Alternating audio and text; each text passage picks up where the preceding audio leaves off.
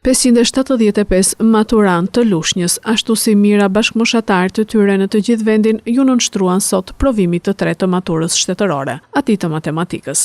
Provimi nisi në orën 10 dhe zgjati deri në orën 12:30, duke u zhvilluar nën masa të rrepta sigurie dhe sipas rregullores së përcaktuar nga Ministria e Arsimit dhe Sportit. Maturantët u paraqitën në qendrat e testimit të pajisur me dokumente, identifikimi dhe mjetet e nevojshme shkollore, ndërsa u ndalua përdorimi i telefonave celular, orëve inteligjente dhe çdo pajisje që mundëson komunikimin elektronik apo lidhet me inteligjencën artificiale.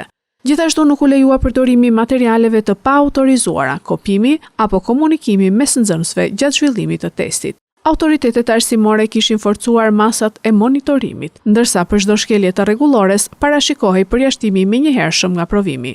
Sipas Ministrisë së Arsimit, testi është hartuar në përputhje me programin mësimor dhe është i shkallëzuar sipas niveleve të nxënësve, me qëllim vlerësimin sa më të drejtë të njohurive dhe diferencimin e meritës për pranimet në universitet. Më 23 qershor, maturantët do t'i nënshtrohen provimit të fundit me zgjedhje, duke mbyllur kështu maturën shtetërore dhe një etapë të rëndësishme të rrugtimit të tyre arsimor.